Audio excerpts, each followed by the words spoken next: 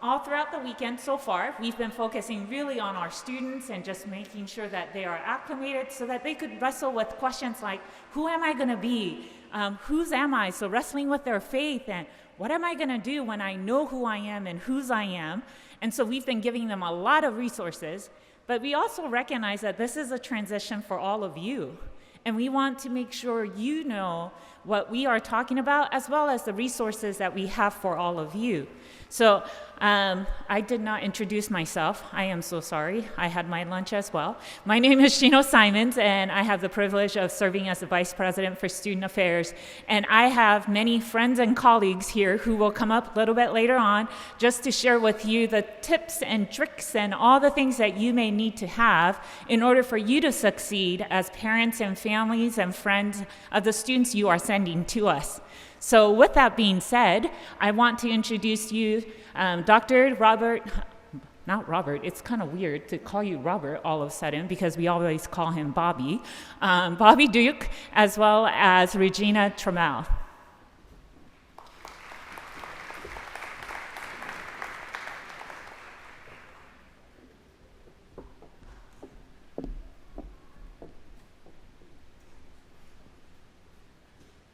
Well, good afternoon, and good day again to some of you that I saw this morning when we were talking about helping students thrive, particularly from our section on the academic side. So we're going to be delving a little bit more into that right now on issues of faith integration. But Shino is right. From my first days at APU in 2006, beginning my 16th year, I've always been known as Bobby.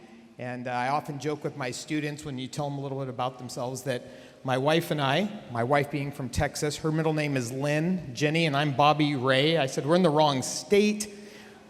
We should be a country western band or something like that, Bobby Ray and Jenny Lynn. But I absolutely love APU. I love the students. I love my faculty colleagues. And it is one that going into my 16th year here in a little bit different role this year, helping new faculty, helping faculty affairs and various things develop on the faculty side is truly a joy. Regina. Hi everyone, welcome. My name is Regina Trammell. I'm actually Associate Professor of Social Work here at APU. This is my 9th year here, and I have the privilege to tell you a little bit more about how faith integration works in the classroom. But particularly what I want to start off with saying is that faith integration is not just a value add or an add-on. It's really the heartbeat of how we look at our majors and disciplines and your students' vocation moving forward. So for instance, in my discipline of social work, we have what's called student learning outcomes. In fact, that's not specific to social work. All majors, all disciplines have these learning outcomes, which really help us as professors organize our learning, our assignments, our classroom discussions around faith. It's a holistic way of viewing our majors and disciplines, and particularly equipping your students for the complexities of this world. So Bobby's going to tell us a little bit more about how it starts out. And we're going to do 3 different little sections here where I'm going to talk about faith integration in the curriculum level and talk about our 18 units of Bible, theology, ministry classes that all incoming freshmen take. If you're a transfer, there are some transfer reductions there depending on how many units you bring into the university. Then we're going to pivot to really do at least a deep focus on the social work program to give you a sense of one program, but how it, in all the different departments and programs at the university, how faith integration is embedded right in their mission statement. And then I will come back and talk about how faculty are evaluated and how faith integration is something that faculty don't just check a box, but they actually are doing constant faculty development to improve in that area.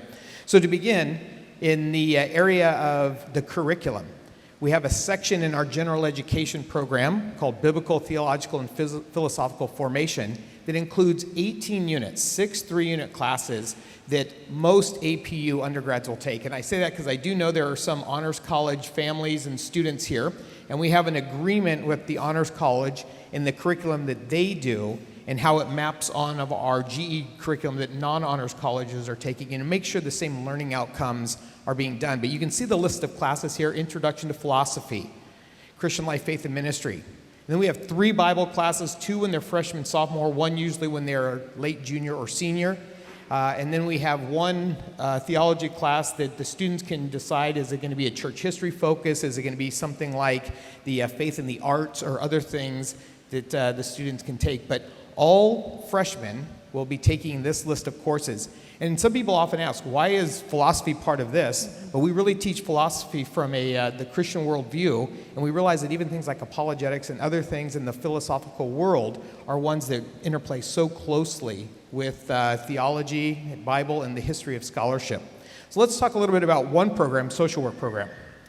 Yeah, so as people start to think about their majors and disciplines moving forward, you can see that foundational understanding of the Bible, theology, philosophy is really kind of a building block for then diving into how does a discipline specifically integrate with faith. So as we know, spirituality and faith are part of people's lives, that we have to think of ourselves not just as body, mind, but also spirit. And so when we think about even just my discipline of social work, it's really a more accurate understanding of how social work gets played out, right? If we only focus on the mind or the psyche or the body, then we're missing out on a huge component of what drives people's motivations, drives policy, that sort of thing. So here's an example of kind of how a major might think about faith as we think about our vocation, our discipline, profession moving forward. So hopefully on there you can see this is our mission statement in my department, which is to develop competent generalist social work practitioners who can apply knowledge based in scientific inquiry, professional values, and skills of social work, while ethically integrating a Christian perspective to enhance the well-being of diverse individuals, families, groups, organizations, and communities in the context of their environment toward advancing social justice and human rights locally and globally. And then you can see there our value statements. And so what's really important about how we think about, or I'll say as a professor, what's really beautiful is I can be authentic in the classroom, that I don't have to shy away from controversial topics, but that we lean into them with an understanding that our faith, is driving out how we view things like homelessness, poverty, mental health, that faith is a driver of culture, faith is a driver of policy, and we discuss this in the classroom. It becomes really rich when we can integrate faith, when we can add and see motivations of faith and character and values and ethics playing out. So in the next slide, I'll just show you a quick little picture of a service learning component, which is also embedded in each major and discipline. So this was in 2019, for obvious reasons. And one of the things that our undergrad social work students do is they participate yearly in what's called Homeless Connect.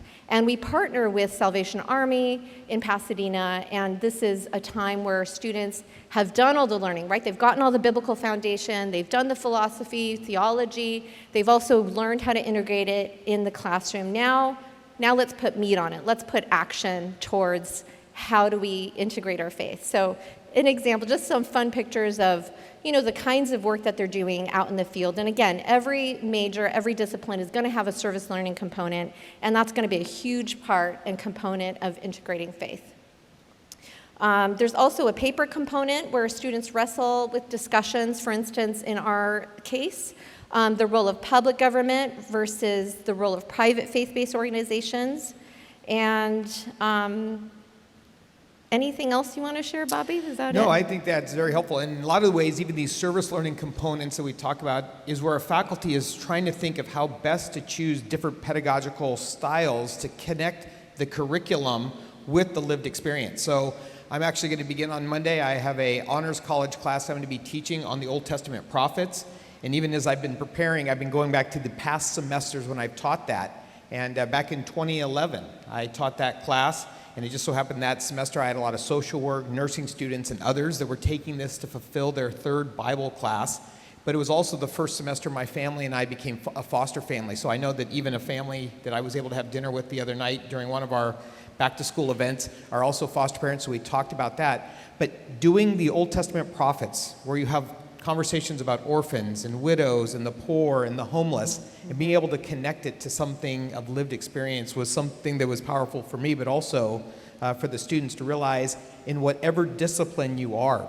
Because faculty are evaluated in a couple different ways to make sure that the students are perceiving, the students see this integration going on. So not just in our annual or our every semester class evaluations that we call our idea forms. There are questions on there that talk about how the faculty is connecting the curriculum with the faith. But also in the advancement portfolio here at APU for all faculty, we have things like our faith integration response papers that they have to complete. They have to turn in various faith integration products to show their scholarly discipline being connected to real-world issues that we wrestle with in the faith community.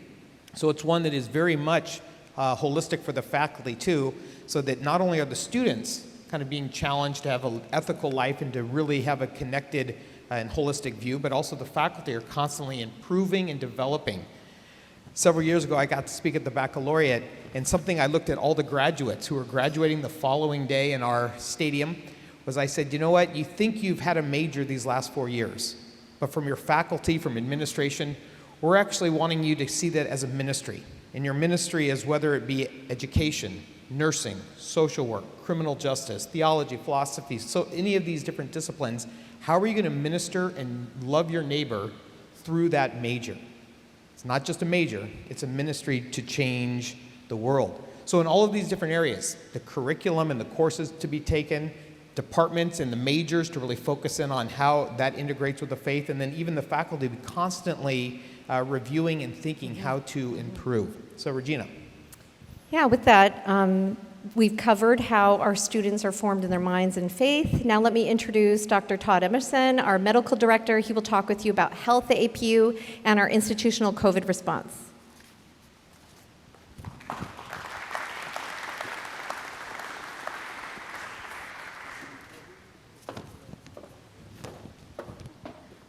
All right. Thank you. It's nice to be here. I've been down in the room next door doing athletic physicals for the past 5 hours. No air conditioning, and so it's really nice to be here. Hopefully the staff won't find me out here. I might actually hang out here for a little while, so it's very nice. I love our athletes, but whew, that's a lot of people, 200 physicals. My name is Todd Emerson. I'm the medical director of the Student Health Center, and I've been here for about 13 years. Prior to coming here, I was in Washington in private practice for about 10 years. And I actually grew up in Liberia, West Africa, lived there for many years. My parents worked there. My father ran a Bible school, actually, and taught there. And my mother is a nurse. She ran a clinic, and that's where I watched her when I was very young, delivering babies, treating tropical illness. And she also took care of a colony of people that were affected with leprosy. There was over 100 people that lived next to our station, and she would go over there every day and take care of them, and I would go with her when she made her rounds. And it was very impacting to see her care for these individuals. And that has stuck with me my whole life, actually. And now at APU, too, I also usually take trips, most years, to either India or South America and take pre-med students with me.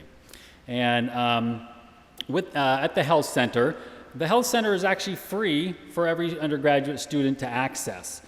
You don't have to have health insurance or anything like that. It's free to see a provider. Most of the tests we do there are free. Some of the blood tests have minimal charges. We don't require you to have the student health insurance plan, but the student health insurance plan is a very good plan.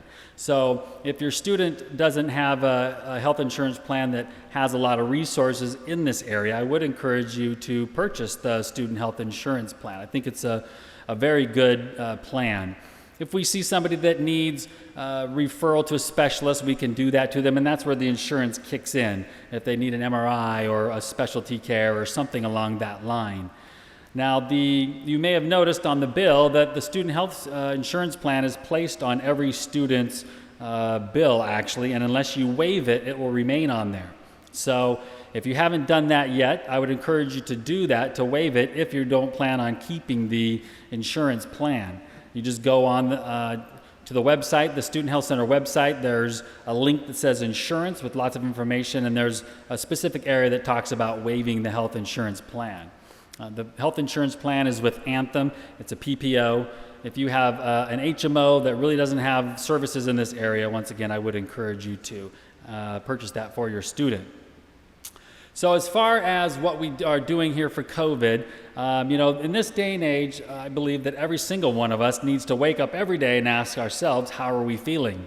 And the students are no exception. And if somebody does not feel well, we ask the students to notify the Student Health Center. They can do that via the My Cougar Health portal. So hopefully every student is very familiar with logging on to the My Cougar Health portal. There's lots of things that they will need to do through that portal. But they can notify us. If you click on the COVID-19 tab, that'll take you to the symptom tracker. And it's just 2 questions. Do you have symptoms or have you been exposed? If they fill that out and say yes to one of them, that'll go to the Student Health Center.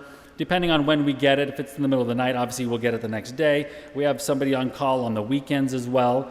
And we usually get to it within a few hours. And so we ask the students if they have symptoms that might be concerning to just go back to the room to kind of isolate and maybe stay away from their roommate as much as possible. And then we'll get back to them. Our provider will talk to them. If they need to come in for testing, we'll get them in most of the time the same day. And so we want to make it as easy and seamless as possible for the students. And if somebody is positive, we'll also handle that. If they live on campus, we have a lot of units set aside for isolation and quarantine, and we'll take care of them there. If somebody lives off campus, our providers will still work with them and talk to them and help find out a good solution, communicate, and monitor their health as well. So there's also surveillance testing. So for those that have not been vaccinated or that have not had natural infection, they will need to test once a week. And we hope, the reason why we do this is because we really want to pick up any cases early. We know we're going to have cases. We're probably even going to have small little outbreaks, but we don't want to have large outbreaks because that's what's going to shut down the university, frankly. And we want to keep it open. We're so excited to have everybody back learning in person, and we want to keep it that way. And so the weekly testing will occur, and they can do their own test if they have a test through their doctor. There are free county sites that you can get tested. And then we have the self-test here that's on campus. Many locations around campus, the students have already received emails and information about that. But there are many locations where the test kits are located. They can just go to these locations, pick up a couple of test kits. When it comes time to testing, usually we're asking them to test on a Monday or Tuesday. So the results get back in a couple of days, by Thursday or so. Then they can upload them to the portal by Friday, and then we start tracking to see if they've completed that.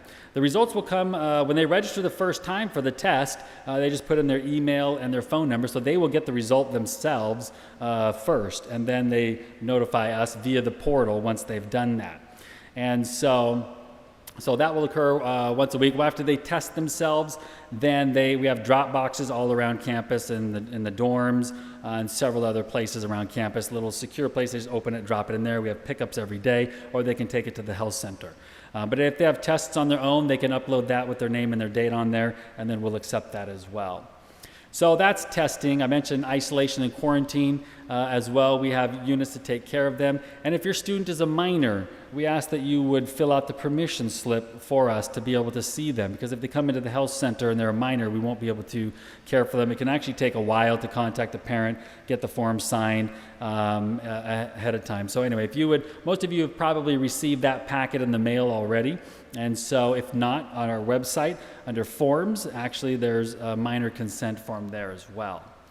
So that is pretty much it, and we're going to do our best to keep ourselves going so that we can stay in person. And now I'd like to introduce our Vice President, Corbin Hornbeek, Vice President of Advancement. You might notice he's not wearing socks.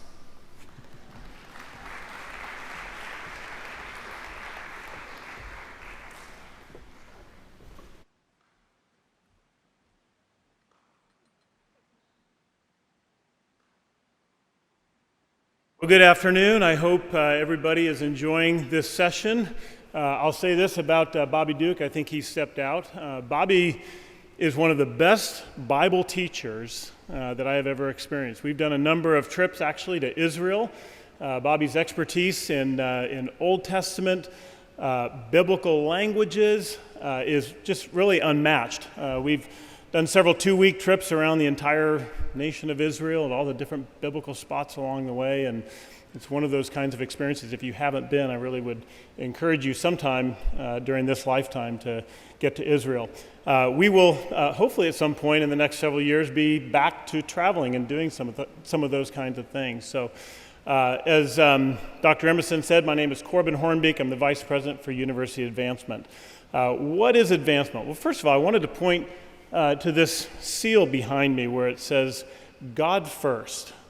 And on a lot of our literature, you'll see something that says, God first since 1899.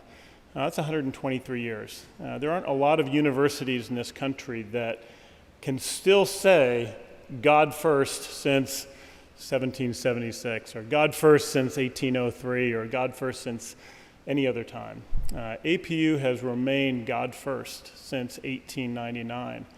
And that's a special trust that every one of us at this university holds near and dear to us. My role in the Office of University Advancement is to help continue to secure that foundation of God first through the philanthropic support of many of our alumni, friends, parents, and others who invest in the mission and ministry of Azusa Pacific University.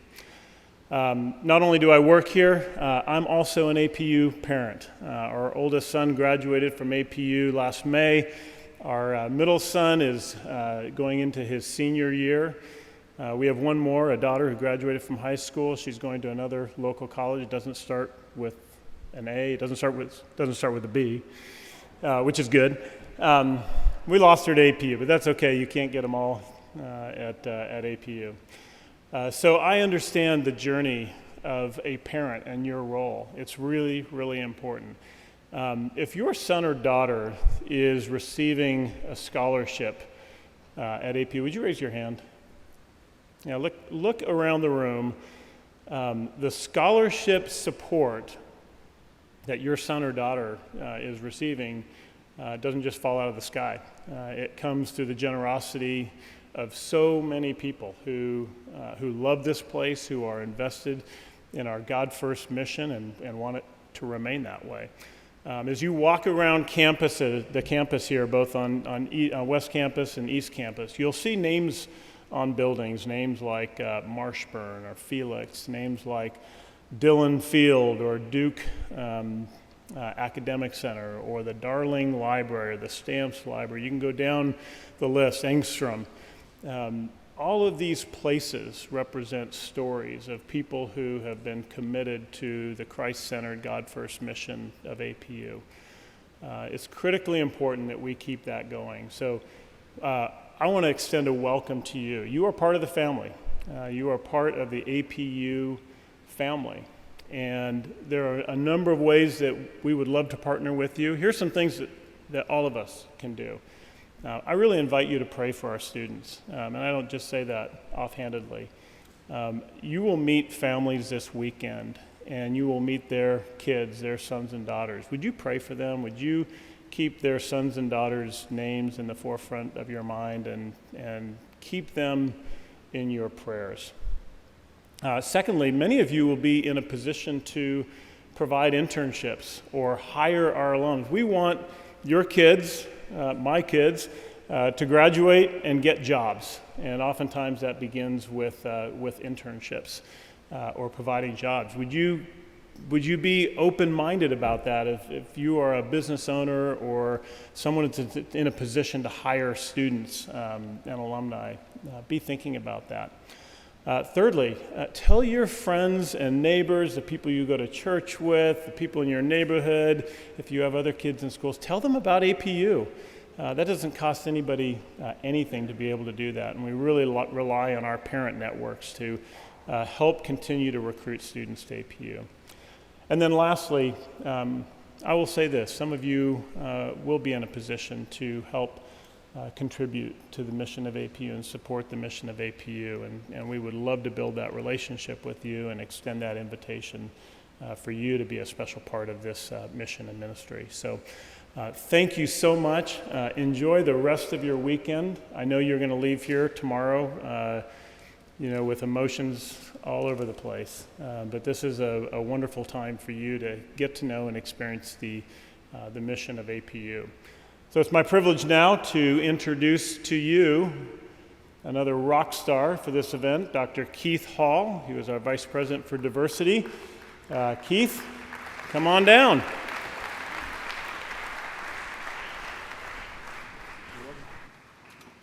Thank you, Corbin. Appreciate you, brother.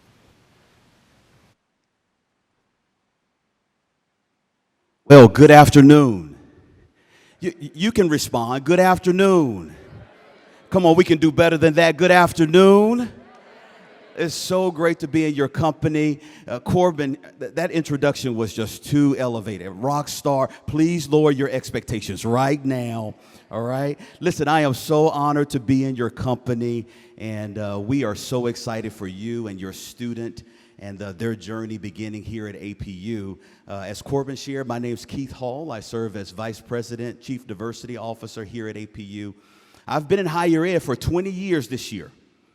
I know it doesn't look like it. You look at these stunning good looks, you're like, no way, he's been in higher ed for 20 years. So I've been in higher ed for 20 years. I've been here at APU since 2012, and it's been a phenomenal journey. The first thing that I want to say off the jump is this. I was cheated. I was cheated.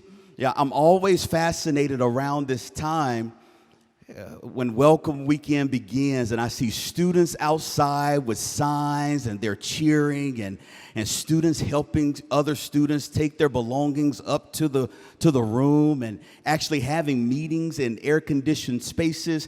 When I went to college, none of this existed. I mean, my parents barely slowed down a bit for me to jump out with my belongings. And we'll see you at Thanksgiving, right? And so one thing I want to do at the top of my talk is can we express our gratitude to Alex O, to our campus life team, Dr. Xavier Whitaker's here, our student affairs team for the amazing work they've been doing. Come on, we can do better than that. Let's show them some love. Yeah. Awesome. Look, these things just don't happen.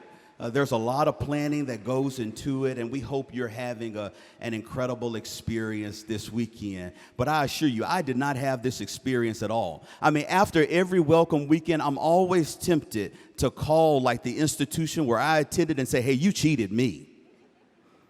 You need to reimburse me, right? Oh, my goodness. So you're probably wondering, what does this Denzel Washington look like? What does he have to say this afternoon? Some of you are laughing a little too hard, all right? So this is what I would love for us to do. I think it's important for us to have some discussion about what will the next 2 to 4, maybe 5 for some students, years will look like. Because this is definitely a season of transition for you, for your student.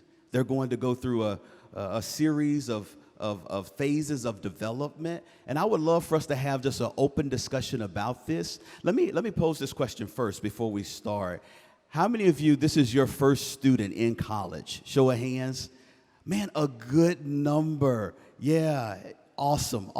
How many of you, this is like your second, third child that's gone through college, and so maybe you have it down, but maybe not, right? This is a different experience with a different student. So I want you to know I really empathize with you. My wife and I, we actually dropped our student off 2 weeks ago for college. Hey, isn't it emotional?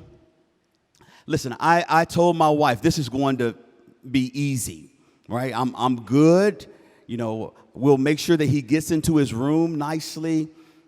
I don't see myself boo-hooing at all.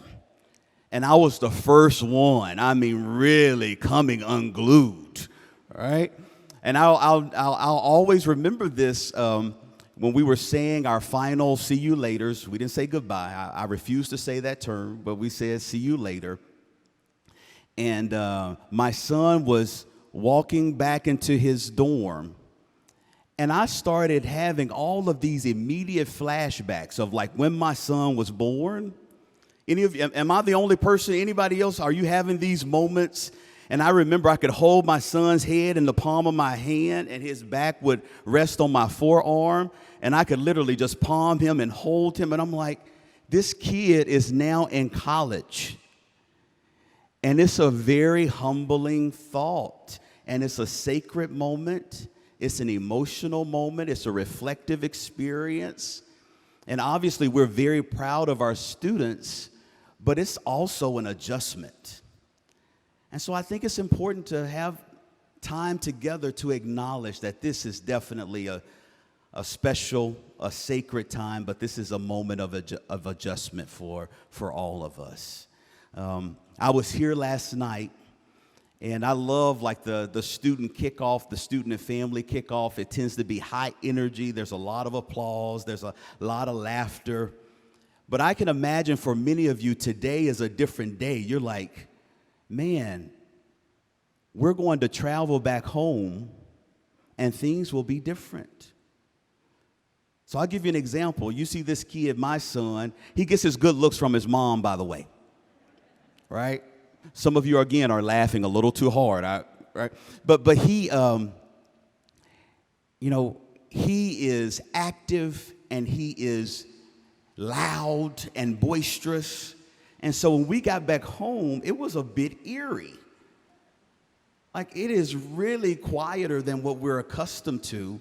And our standard poodle continues to just sit at the door, like waiting for KJ to walk through the door. So it's been an adjustment for all of us, but it's a beautiful season as well. All right. So our conversation will focus again on the transition to college. Please know you can be free. Feel free to give yourself permission to laugh. If you have a thought, feel free to shout it out. We're in this together. Is that all right? Can I get a yes from the congregation? Yes. Are we in this together? Yes. Come on. Are we in this together? Yes. Fantastic. Thank you for your participation. So here at APU, we place a huge emphasis on holistic development. And you heard that in the comments that Dr. Duke shared with you, what Dr. Trammell shared with you. We want students to thrive academically. We want them to be engaged socially. We want them to think deeply about their faith and what God is calling them to do, and think about the impact that they'll have in the world. And so all of those spheres, they converge, and they're amplified, obviously, within the collegiate context. And so we want to have some discussion about that today. But before we do that, I would like to highlight the mindset list to note the disparity between the experiences that many of us we've had compared to the incoming class of students. So the generational and cultural differences. So let's start with this one. Do you know your student is very likely that they've never licked a stamp? How many of you remember as a kid licking a stamp before you mailed something? Yes, indeed, right? We wouldn't even think about licking a stamp today. Everything has adhesive backs. But our students, this incoming class, they've never, ever had to lick a stamp. That's actually pretty gross. If you think about the number of people who touched the back of that stamp back then before it got to our tongue, good night. Thank the Lord we're still alive, right? All right, here's the other one. How many of you remember rotary phones, right? Before smartphones, before digital phones, maybe you went over your grandparents' house or your house and you had to put your finger in the one, and you remember that clicking sound? Am I the only person? Yeah, we remember the rotary. Your student has never used a rotary phone. Actually, if we showed them this picture, they'll probably say, "What is that?" Right? Rotary phone, that's funny. Your student, they have always known hybrid vehicles. Many of us, we grew up during an age when there were big Cadillacs and Buicks, right, that were not efficient. And that just hasn't been the experience of most of our students who are new to their academic journey. Okay, what about this one? Wi-Fi has always existed. And actually, credibility of your space or business a lot of time hinges on Wi-Fi accessibility. If I walk in your Target, or Target, and it doesn't have Wi-Fi, that's problematic, right? If you have a coffee shop and you don't have access to Wi-Fi, that is a problem. So your students have always lived in a world where Wi-Fi has been active, it's been available, all right?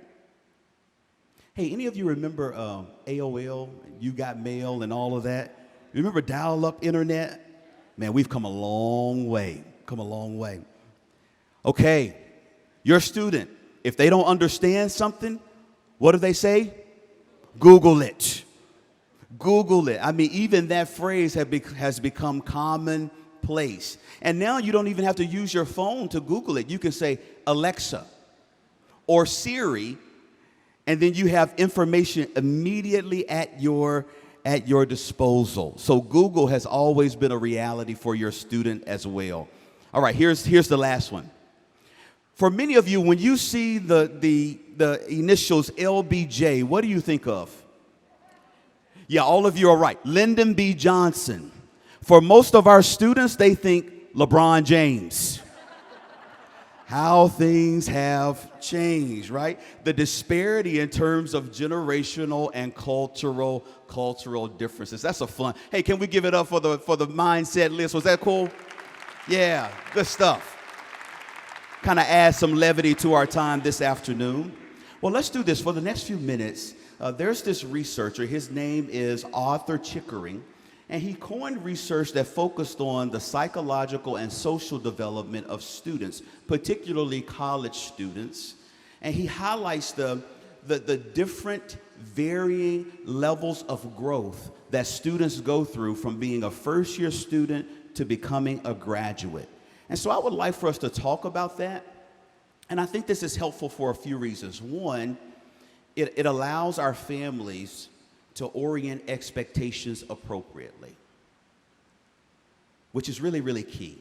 I mean, make no mistake about it, and many of you can reflect on your own personal experience or other students that went through the collegiate experience. You know that this process is filled with incredible change. And so my wife and I, we had to have the conversation. How do we ready ourselves for that type of change? You know, for our son to go into this process and we have an ideology that everything's going to be the same, we're setting ourselves up for increased distress. That change is part of the process. It's a common denominator. And actually, that's what we aspire for. We want our students to grow. We want them to think more critically. We want their social intelligence to increase. We want them to become more articulate and well-defined as it relates to their faith. But with change, there's also pain, and there's sometimes adversity. And so it's important for us to be aware with that on the front end of this experience. Can I get some head nods in the audience so that I know you're trekking with me? Okay, very good. So let's talk about these 7 vectors real quickly. And if you have any questions, don't hesitate to raise your hand and pose them. All right? Here's the first one, developing competence. So according to Arthur Chickering, we see mild development in terms of intellectual, physical, and interpersonal development. Please know this. On the front end of your student's academic experience, it's not uncommon for them to change their major. I know some of you are giving me that look. You're giving me the stink eye, like, don't you say that. Don't you dare say that. Listen, I know you have been hearing for years, since your student was maybe 12 or 11, that I'm going to be this and I'm going to major in this. And then they go to that school for 2 weeks and then change their major. I dare them. It's not uncommon for undergraduate students to go through a series of changing their major. Actually, there's a higher ed stat that says 50 to 70% of undergraduate students tend to change their major. And you're probably wondering, well, why? Well, some students, they make a more informed decision about major based on acquiring more information through their general education experience. They have an opportunity to engage with faculty who have deeper expertise in certain areas. Sometimes students develop a deeper understanding about maybe the profession that they aspire for, and then they say, it's no way I'm going to do that. So I'll give you a good example, a personal example. I grew up thinking, I want to be a therapist. I knew I wanted to be a therapist. I majored in psychology. I double majored in criminal justice and sociology. I want to be I want to meet with individuals, like 8 people a day, and listen to their challenges and help guide them to greater holistic health. And I even earned a master's degree in counseling psychology, which was very useful. But then I got to this experience in my graduate program called Practicum, where I started meeting with clients, a lot of clients, and I felt my energy becoming depleted. I'm like, God, I don't know if this is my calling. I could hear myself, my internal thought like, girl, if you don't get it together, are you really upset about that? Dude, why are you still with her? I know how to fix your problem right now, but I just can't directly tell you. This is what I'm thinking. I'm like, God, this is not, please, God, share with me my calling. All right? And sometimes students, they have these epiphanies or these experiences where they have clarity on what they're called to do. The bottom line is this: don't be surprised if your student chooses to change their major. That's not uncommon. I will say this: there are some students who are very resolved about their professional interest, and the major that they declare, at the beginning of their academic experience is the exact major that they graduate with. So I'll give you another example. My baby sister, I'm the oldest. My baby sister is a medical doctor. She knew, at age 12, my sister knew she wanted to be a doctor. She knew it. She majored in biology as an undergraduate student. Then she went on to medical school. Like, she was very resolved and very clear about that. So the point that I'm making, there are different paths for different students.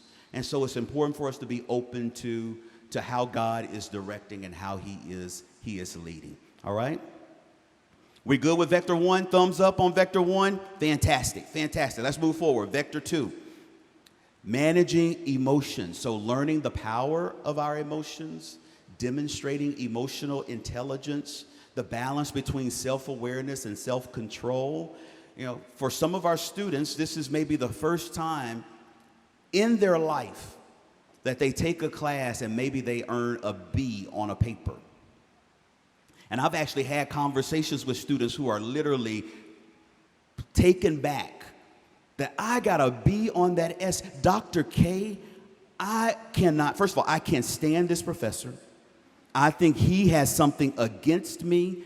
You read this paper, Dr. K, and don't you think well, look, I'm not going to read your paper, but let's have some discussion on how you adjust and how you can learn from this experience and you can become better. What are some steps that you can take to also have a conversation with your instructor to share some of your concerns?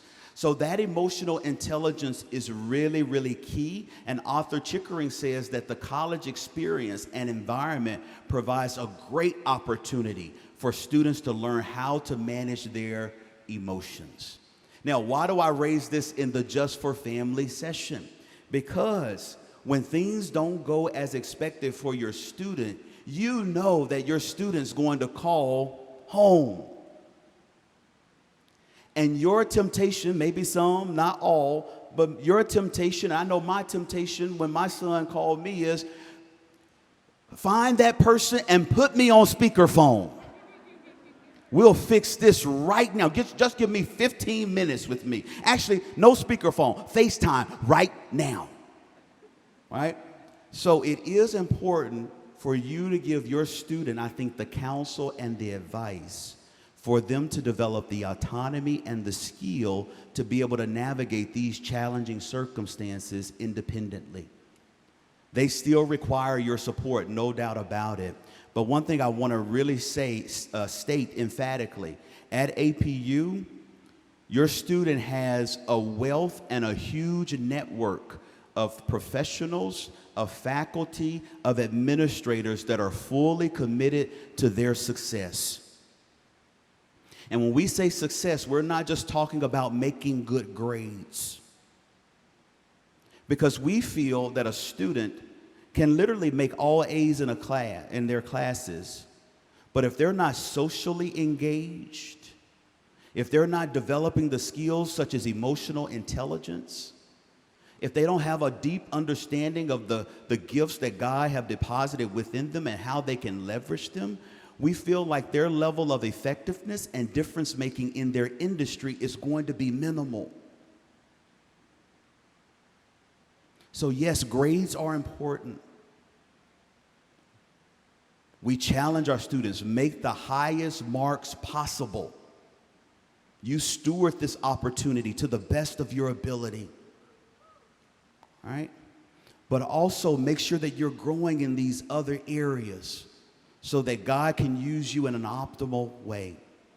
And one specific way where we want to see sizable growth for our students is in terms of their emotional intelligence. All right? Vector 3, developing autonomy. All right? So, I remember years ago, years ago, being an RA, and I was actually in the basement, and it was Shart, S-H-A-R-D-T, Shart basement, and diagonal from my room was the laundry room.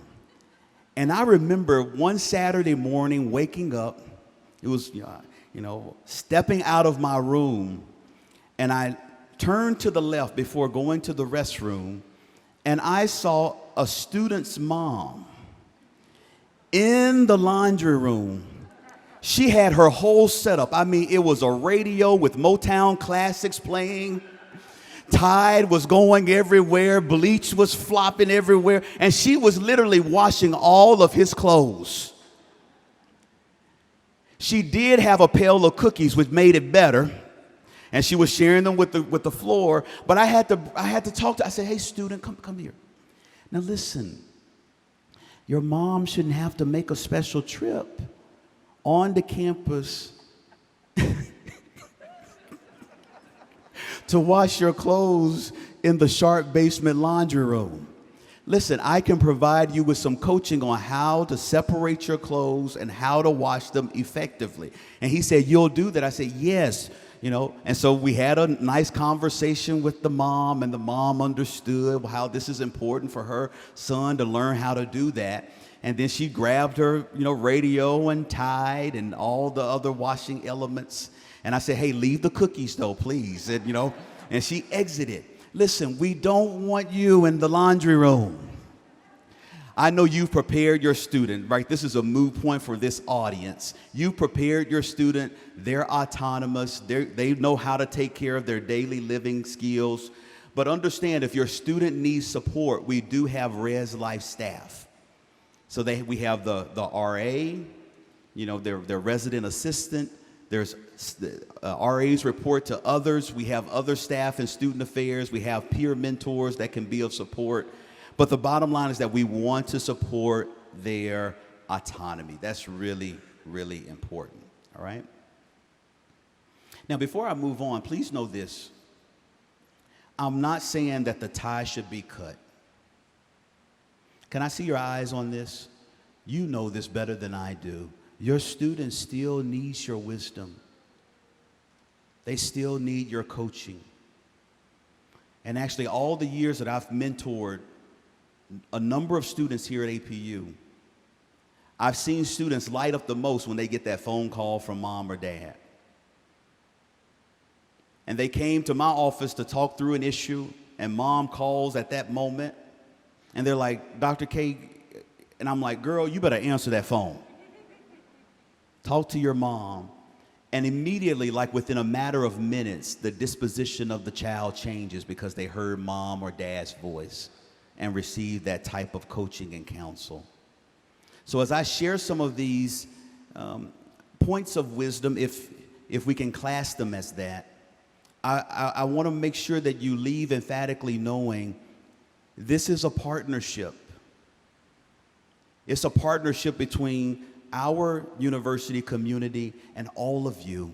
Your student needs your continued support. Yeah, it changes in terms of form and maybe delivery, but the bottom line is that your presence is still desperately needed. Can we receive that together? Can I get an amen from the congregation? All right, good. I appreciate the applause from up front. Okay, 3 people. Good. It's important. You need to hear that. All right, vector 4, and I'll race through the other ones. Establishing identity. So Dr. Simons talked about this, how this is a time that students start to reflect even more on who they are. Their spiritual identity, right? They reflect on their lived experience. They reflect on maybe their race, their culture, and how God uses all the elements of who we are and how that translates to their calling. And so students will have those conversations with faculty, with mentors, with students in their D groups, with their alpha leaders, and we feel like that's really, really important, right? So establishing identity. Next, developing interpersonal skills.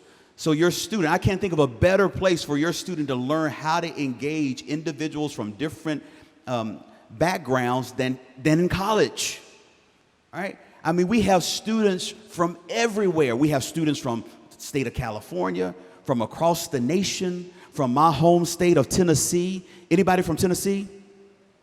Hey, that's awesome. Which city?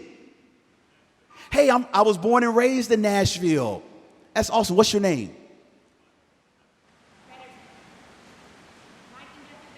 Mike and Debbie. Let's give Mike and Debbie a round of applause all the way from Nashville, Tennessee. Yeah. Hey, some of you know this. Nashville is the home of country music. I am born and raised in Nashville, and I am not a fan of country music. I don't know what happened. Hey, wait a minute. Our IMT, they're really quick. Hey, can we give it up for our IMT team, by the way? They've been doing an amazing job. But listen, this is an amazing place in Southern California for students to learn how to engage with students from different racial, ethnic backgrounds, cultural backgrounds. We have students from international countries, students from different socioeconomic backgrounds. Is that important, families? Yes. Why? Because the world that we live in is global. It's highly diverse. The industries that your students will step into, whether that's ministry or social work or psychology or the arts or any form of science, they're all highly diverse. So what a great way for students to learn how to develop their cultural proficiency, how to develop their social intelligence in navigating people who come from different backgrounds. And so they will have that opportunity here at APU, and we're really, really excited about that, right? You've probably noticed, even the people that have addressed you, we all come from different backgrounds. You heard from Dr. Rukshan Fernando yesterday. You heard from our president, Ferguson. You know, all of us, we have different lived experiences, but we are all faith-informed. We're all Christ-centered. We're all passionate about serving students, and we're committed to the mission of this institution. What a beautiful, beautiful expression of the kingdom. And so we're really excited about what your students, the perspective, the backgrounds that they bring to this community. Okay, I'm gonna move on. All right. Next is Vector 6, developing purpose. So we believe that all students, no matter who they are, where they're from, God has blessed them with capacity. Even if they don't fully understand it. Some of your students, they've worked with mission groups and they've been able to glean from you and your wisdom, and they have a good understanding of their capacity. We want our students to think about the connection between capacity and calling. It's purposed. They're going to get that in every class. Really, really critical. And Arthur Chickering would say that this is a key time that students start to really reflect on their overall purpose. And then lastly, integrity. So being able to handle the uncertainties of life, those things that are abstract, kind of threaded throughout our existence, being able to manage that and to do it with integrity. So those are the 7 vectors. Hey, give yourselves a round of applause. I mean, you got through 7. That's really, really good. Really, really good. I think only 20% of you daydreamed a little bit. I think about the 80% you stayed fully present. So we appreciate all of you. So I want us to think through this question real quickly, and then we're gonna shut it down. So some of you are wondering, what role does family play in the process? And we actually polled some of our current students to get a sense. How were your family members, your parents, your siblings, your grandparents, your aunts and uncles, how were they most helpful to you over the course of your academic journey? And so I would love to share some of those with you. Would you like to hear them? Can I get an emphatic yes? Yes. Can I get a louder yes? Yes. Okay, so here's the first one. Expect change, but please be supportive in the process. All right? So when your child calls and they say, hey, I'm changing my major, Mom. Don't respond, what?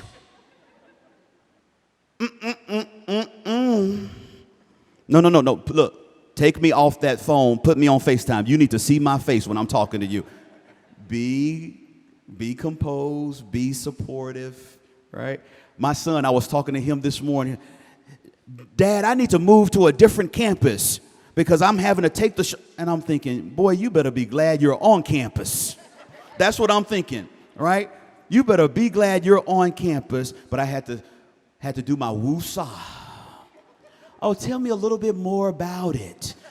And then I'm like, this is starting to feel like that practicum experience. Good grief. All right? So expect change, but be supportive.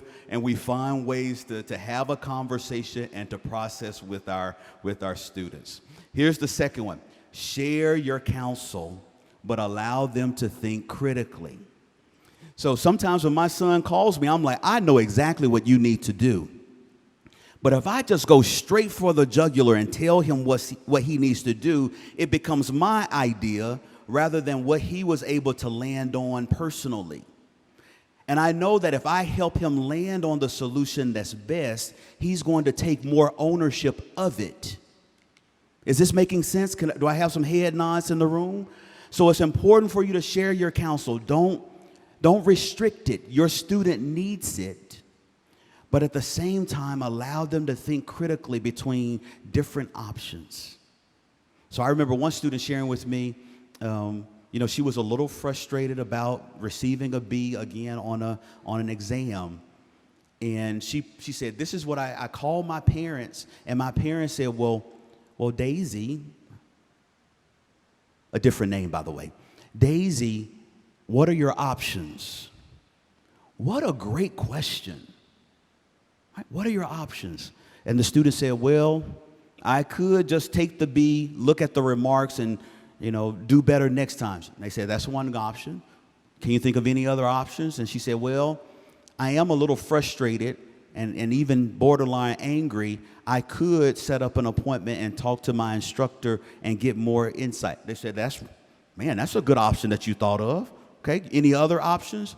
Well, I could drop the course and add another course. And they were like, oh, that's not. Okay, that's an option, but they landed on the second one. And the student was able to process with the instructor, and the instructor gave the student an opportunity to do like an alternative assignment to increase the grade. But I like the way the parent facilitated a dynamic that allowed the student to identify the alternatives and land on the solution. They empowered that student.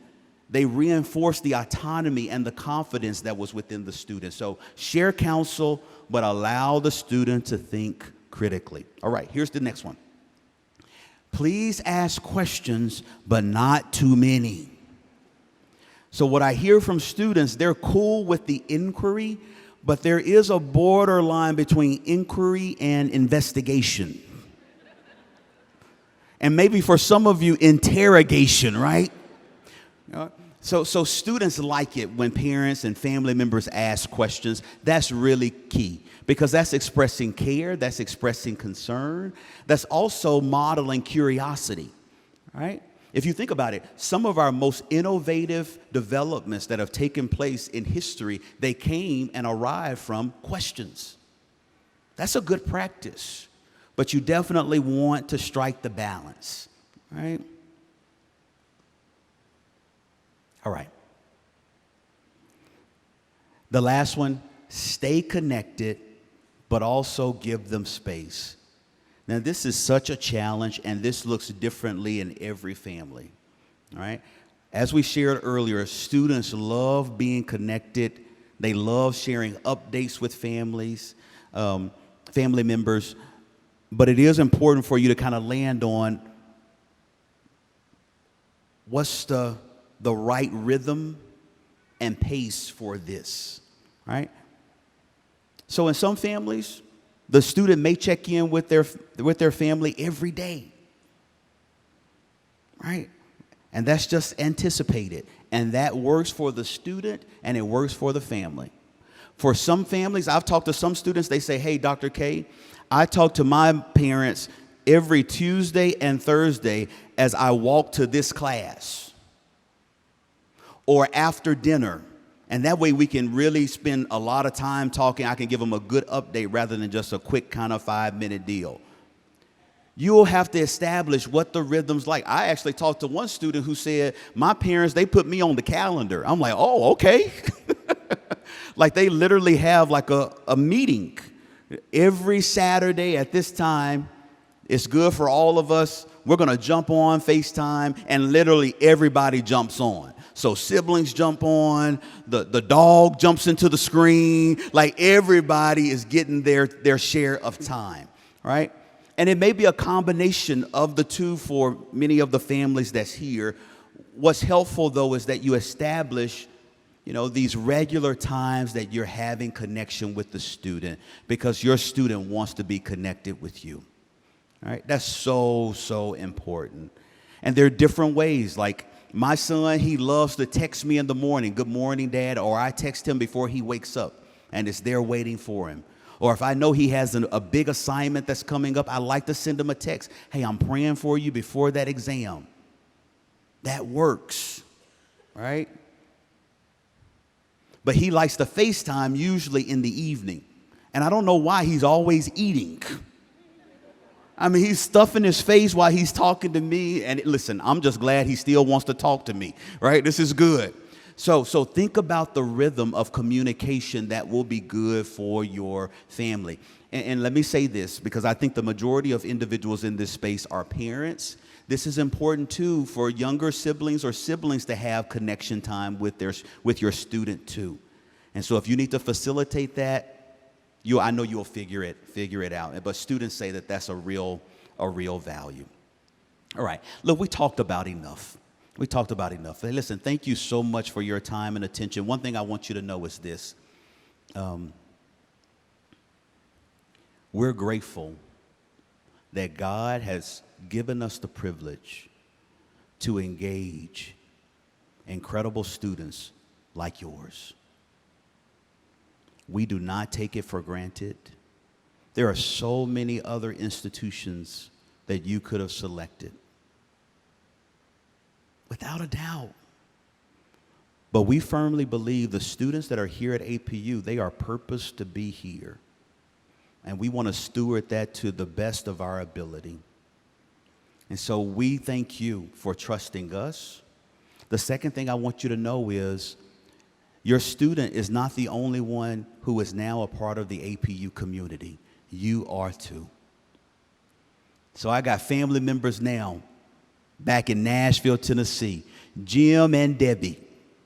I like that. And I probably got family members from Northern California. See, I don't even know your name, but I know I have family members now that are a part of the community. I may even have family members from Utah. Okay, 2 of you. Excellent. Right? Or from the East Coast, or from Texas, or from Colorado. Yes, yes, indeed. When I come to ski, create some space for me, all right? I know there aren't too many brothers on the ski slopes, but I'll be one of them, right? The bottom line is that you are a part of our community, and that really excites us. So listen, thank you so much for your time and attention. Hey, give yourselves a huge round of applause for the work you've done, the way you've invested in your student. Come on, you deserve better than that. Come on, give yourselves a huge round of applause. You're awesome. You're awesome. All right. And again, if you want to get in touch with me, just look in the directory. W's, Denzel Washington. No, I'm just kidding. Keith Hall, that's my name. It's been a pleasure being in your company. Now I have the distinct honor of welcoming to the stage an incredible partner on campus. His leadership has been absolutely infectious. You'll learn he bleeds APU blood. He has a heart for promoting a safe, thriving space for our university community. And man, it's purpose for him to be at APU. Everybody, please help me welcome to the stage our Chief of Campus Safety. Come on, give it up to him while he's coming up. E.D. Dennis.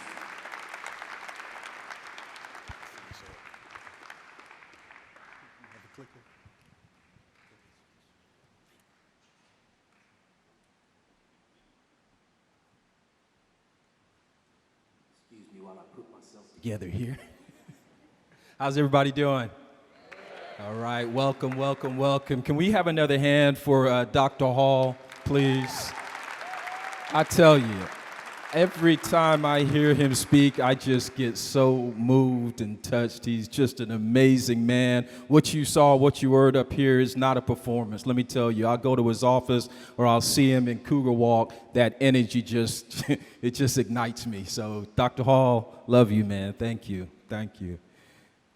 My name is Paul Dennis. I'm the Executive Director of Campus Safety. And IMT, would you be so kind as to kind of cue up my first slide for me? But while he's doing that, let me just share a little bit about myself. Came to APU in 1986. Yeah, a long time ago, huh?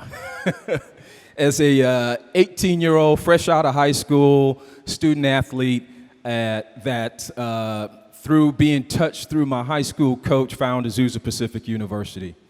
And back in the day, I was a decent athlete, ran track, and so I came here on the track team. Let me just share a little quick story. So my freshman year, we won a national championship.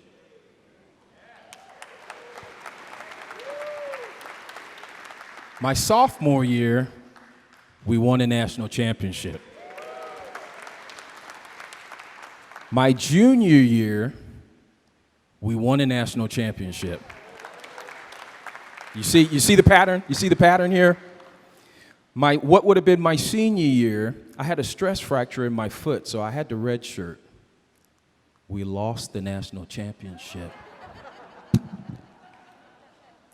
I came back for my final year of eligibility. We won the national championship. Now, listen, I'm not saying that it had anything to do with me, but I'm going to claim that as my story. Yes, I am. Yes, I am. So when I reached up my senior year, I sat down with my coach and asked him, Coach, I'm not sure what's next.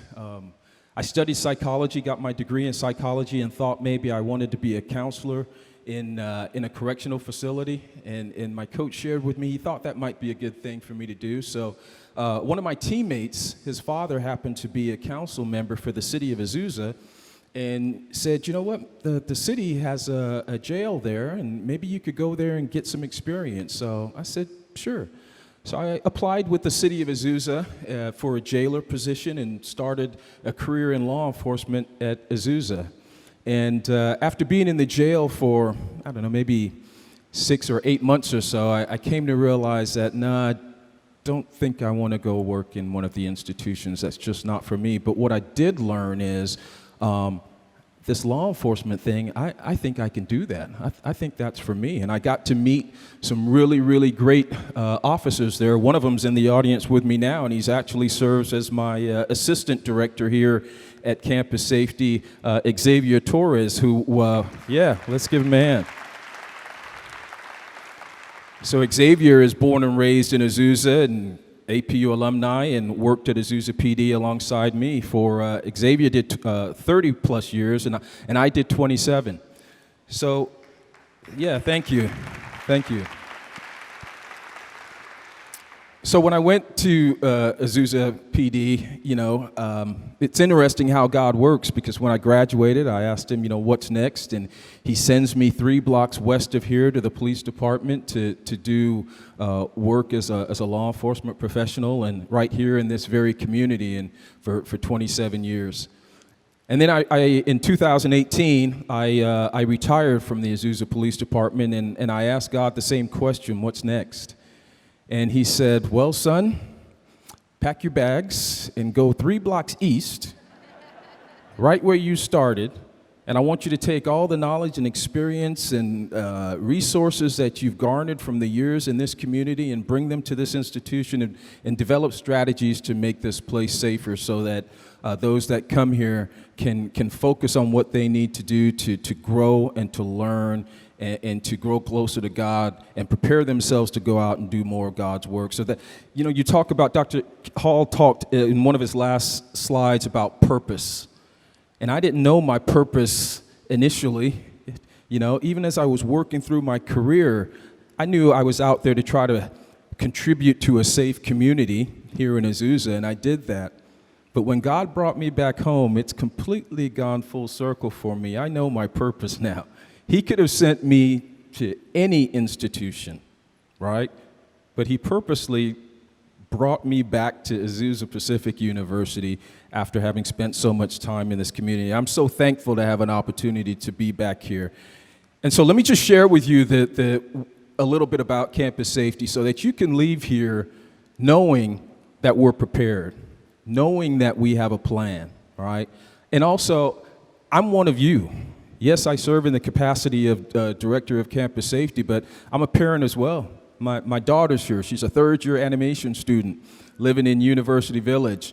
So I know from a standpoint of safety, the questions, the thoughts, the concerns, and I'm going to do my best this afternoon in this brief presentation to just give you a chance to go home feeling comfortable and knowing that we're prepared and that we have a plan. So this is my team.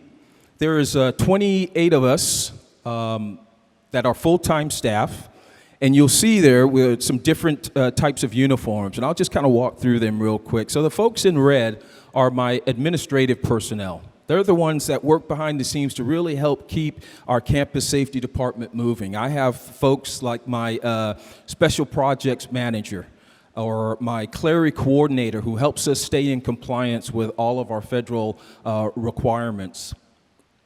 I have my communications, or my dispatchers, that are in red. The blue uniforms are my unarmed campus safety officers that are out on patrol on a regular basis, both in the daytime and in the evenings. The yellow and black are my campus safety officers that are out on bike patrol. The bike offers us the ability to be a little bit more agile and get into some of the nooks and crannies that are a little bit difficult to get into in a vehicle or otherwise. And then the folks that you see in the picture that are wearing gray, much like the uniform that I have on now, are what's called our special services officers. Earlier this year, our Department of Campus Safety transitioned to what's called a hybrid department. And that simply means we have both unarmed personnel on our staff and qualified, trained, when properly equipped, armed personnel on our team as well. And I'll talk a little bit about the reasoning for some of that in a little bit. So we are open 24 hours a day, 7 days a week, 365 days a year. Campus safety is always on duty. We're located right across the street from Adams Hall, which is our female dormitory, right? Our services that we do, we're on patrol, either in vehicles or on bike or on foot. We patrol both of our campuses, both east and west, right? As well as all of our residential areas. In addition to our foot patrols or bike patrols or vehicle patrols, our community has upwards of 150 cameras in various areas that are monitored within our campus safety department. The university, and many of you have probably written on it over the weekend here, offers a trolley service to get back and forth between East and West Campus. That service usually runs from 6 a.m. to about 10 p.m. Monday through Fridays, and then from 10 p.m. to 2 a.m., Campus Safety will run a shuttle service in the event any of our community members needed to get from one point to another if they, for some reason, felt unsafe to do so. So your students know that they can call us anytime if they ever were experiencing a situation where they felt unsafe. We offer a rape, aggression, defense, self-defense program for our female students. And it's not a program designed to have them walk out of there as a black belt in karate, right? You're certainly not going to come out with that, but certainly you're going to come out with a little bit more confidence than perhaps coming in with, all right? God forbid anybody ever found themselves in a situation where they did have to protect themselves. This class is designed just to give you some things to think about, right? Whether it's what are the tools that you have on you that you can use to protect yourself? Well, how does distance play a role in your safety, right? Just little simple concepts like that that we think are important to share and educate our community about. All of the parking services are handled through our campus safety officers. And if your son or daughter or family member is seeking an on-campus employment opportunity, campus safety is a fun place to work, let me tell you. All right, there's a lot of great places on campus to work, but absolutely, we have places and roles and opportunities for student employment within our team. Prior to coming over here, I had an opportunity to share with our new students, many of your family members, and one of the things that I shared with them is that as a campus safety department, our goal is to keep them safe. We know that's our job, and we're committed to doing that. But this summer, when I met with my team and when we had our staff meeting prior to everyone coming back, I threw a challenge to myself first, and I threw a challenge to my team. And the challenge that I threw to my team was that I want us to figure out what else we can do to contribute to the success of our students while they're here, aside from ensuring their safety. That's our job. We're going to do that. But we can also do more, all right? And so I've challenged my team to really be engaged with our students, to support our students, to encourage our students, to partner in their journey to academic success. And we're trying to do that in a variety of ways. Each one of our living areas, we have designated one of our campus safety staff members to serve as a liaison within that residential area. That means your son or daughter or a family member that is living in Trinity or in Engstrom or in UV, there's a designated campus safety officer so they can have a face and a name of somebody that they can be connected to with our team, all right? Every one of our living areas have that. We engage with our various student groups. I had an opportunity to speak with our Student Government Association earlier this week and just be able to just interact and find out from them what is it that they need to ensure that they are supported here at APU, all right? Dr. Hall talked about the fact that we all, staff and administrators, want to help our students succeed. That includes campus safety as well, all right? We're more than just folks out patrolling and just keeping the campus safe, but we want to inject some energy into our students to help them succeed. And so we do that through a variety of engagement methods. Several of our team members in our department have gone through the university's Diversity Ambassador Program, right? Dr. Hall mentioned we all come from different places, right? I'm a unique blend. I'm born to a Grenadian father and a Jamaican mother, born in Great Britain, came to America when I was 8 years old, right? So we're all different, we're all a blend, and it's important that we understand each other and respect each other and take the time to learn about each other and our upbringing and our background and how we respond to certain things, right? And the University Diversity Ambassador Program has really been helpful in helping my team and individuals on my team understand those concepts and bring them into the Department of Campus Safety and make sure that our practices and our policies and the way we're thinking and the way we're approaching is respectful and understanding of the diversity of our community, all right? So that's a big thing for us. We also have on our campus something that's new that's chaired by our Dean of Students, and it's our Community Advisory Committee. And this is a committee that was put together, and it's comprised of faculty, staff, and students. And it's a committee that is designed to really bring forth ideas and concerns or suggestions as it relates to how the Department of Campus Safety is performing and the things that we're doing. It just creates a form of accountability. Let's make no secrets about it, because there is no secret. And as it relates to policing in America, there's challenges, right? There's challenges, no doubt about it. And I'm not going to get into all of that now, but I think it's important that you all understand that we believe in transparency and open communication here at Azusa Pacific, and specific to our Department of Campus Safety. That's why that committee was developed, so that all of you and your students know that there is a forum to share and express your thoughts and ideas about anything that may be going on with my team. So that's our Community Advisory Committee. Something that's really, really important that I want you guys to understand is our emergency notification systems, right? How do we communicate with your student in the event of a critical incident on our campus, right? And a critical incident can come in a variety of forms, right? California is a beautiful place. Would you agree? All right, sun is shining, all right? But the ground shakes every now and then. There's earthquakes here. The hillsides burn sometimes with wildfires. So we have to have a plan, and we have to be prepared to be able to respond to those things if and when they happen. And the two primary ways that we do that to be able to communicate timely and effectively and quickly with our community is, one, is our public address system called Wayland. If anyone's outdoors and there's a critical incident that happens that we have to communicate, it will go out via our public address system, which will tell them exactly what to do. But that system's only designed for those that are outdoors, right? At the same time that Wayland went off, we will also send out what's called an Everbridge communication. Everybody that's a part of the Azusa community is enrolled as a student, staff, or faculty is registered in our Everbridge system.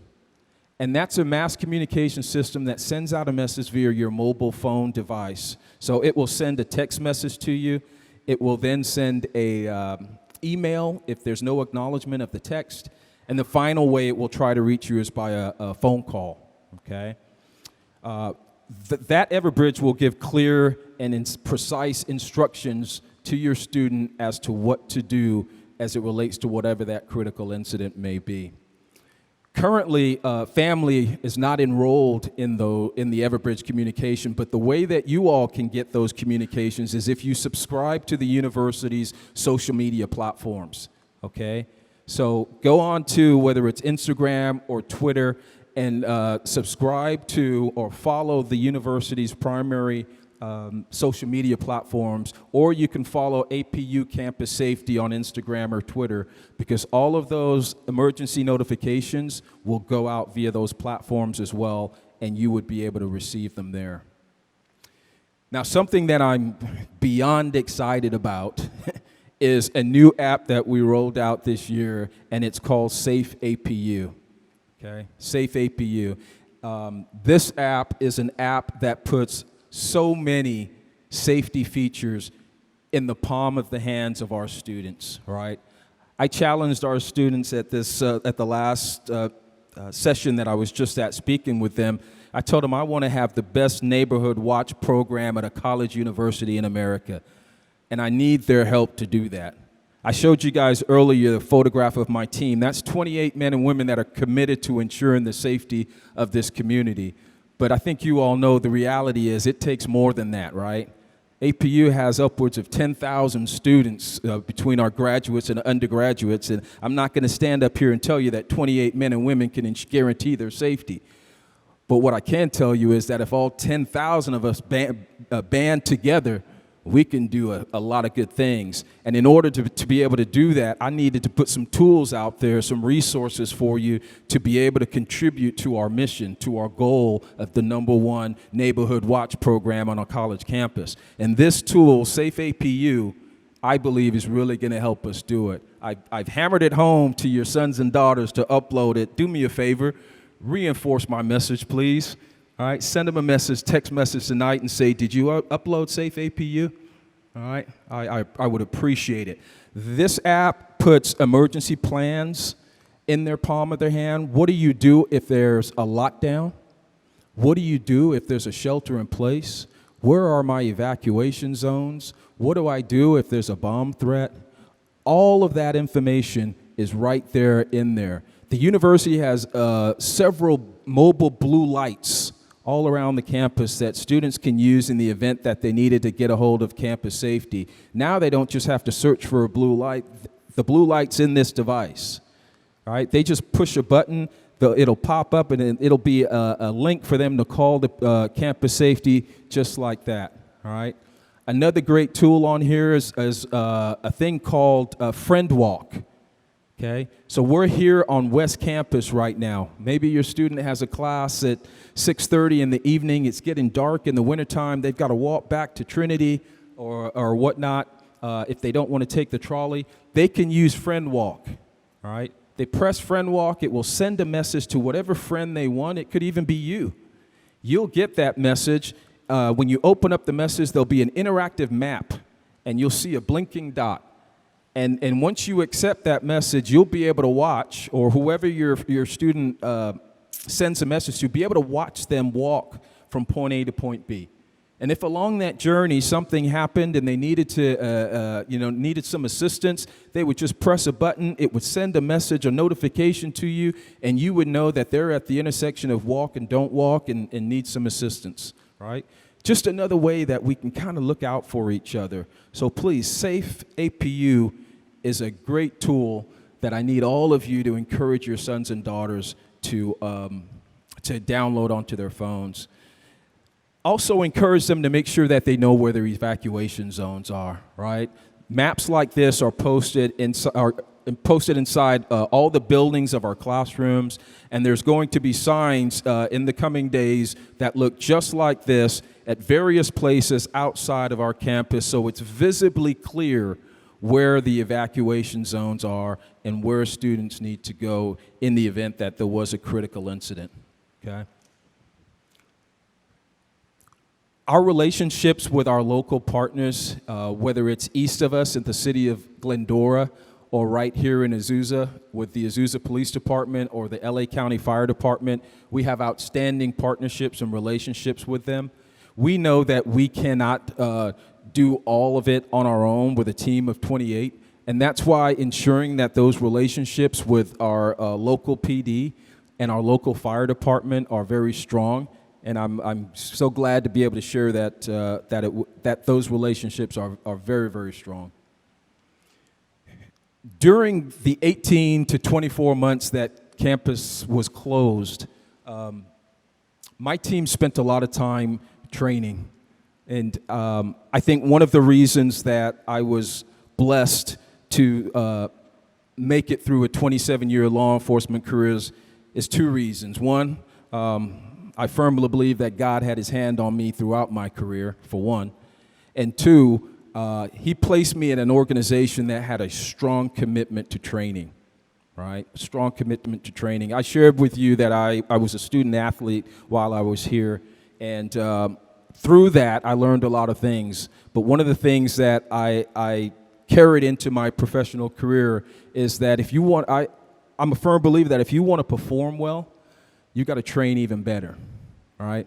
And that's the commitment that I have here at APU as the Director of Campus Safety, is that we have a strong commitment to training.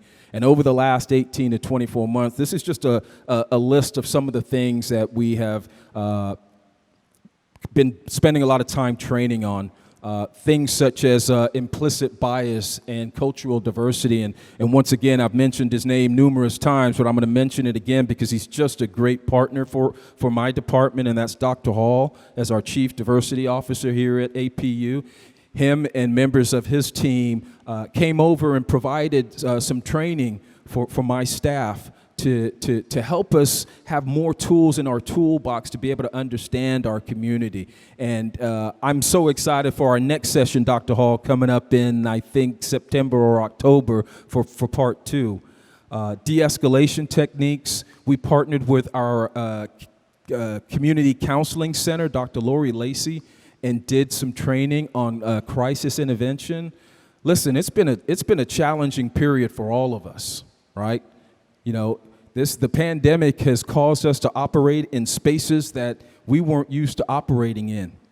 All of us, you know. And we understand that our students may come back with some adjustment period. And we want to make sure that we're prepared to be empathetic and understanding and patient to help work through whatever some of those issues may be. And Dr. Lori Lacey's staff was really instrumental for us in coming over and providing us with some of that training. The list is there. You know, the last one, I pray to God that never happens here, right? But I just want to assure you that we are prepared. If anything like that were to come to this campus, we have a team of officers that are prepared, equipped, and ready to respond appropriately to whatever that incident may be. I pray that God will continue to hold his hand, put his hand over this institution that he has for so many years. But I also think God charges us with being prepared, right? Being prepared. And I can stand up here and tell you that our campus safety department is equipped, is trained, is prepared, and will respond appropriately if a situation like that occurred here on our campus. The officers that you see here are just 3 of our 5 special service officers. They have been through an extensive hiring process, significantly different than our regular campus safety officer positions.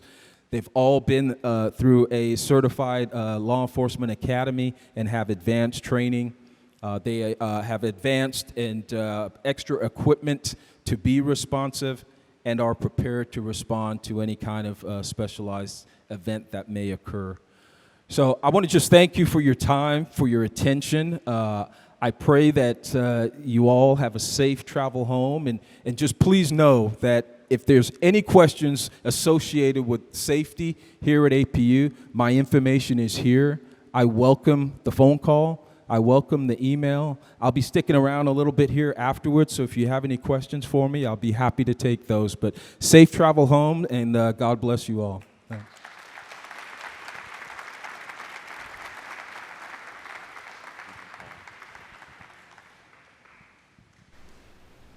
All right.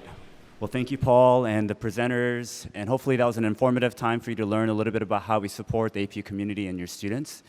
I'm up here just to make a couple of quick announcements, and we will go from here. So at this time, if you are a residential, a parent or family of a residential student, you have a couple of hours to be able to rest, run any errands that you may need to between now and 5 o'clock. If you are a commuter family, we actually have an event called The Dome is Your Home, over on East Campus in the Cougar Dome that's designed for commuter students and their families and their guests. And so you all are invited to join in. And again, that's on East Campus. That's at the Cougar Dome. You'll be able to identify where that is on your app or on your campus map that was given to you yesterday. And then at 5 o'clock, you want to come back to West Campus because we have our annual Cougar Family Festival. Right now, right outside, we're setting up a large carnival outside. We'll be serving tacos for dinner tonight that will be accessible with your wristband or your meal tickets if you purchase them. And it should be a good time where we can hang out and enjoy just one another as we continue with Welcome Weekend. And again, that starts at 5 o'clock, so you want to make your way back at 5 o'clock. Thank you very much, and we'll see you soon.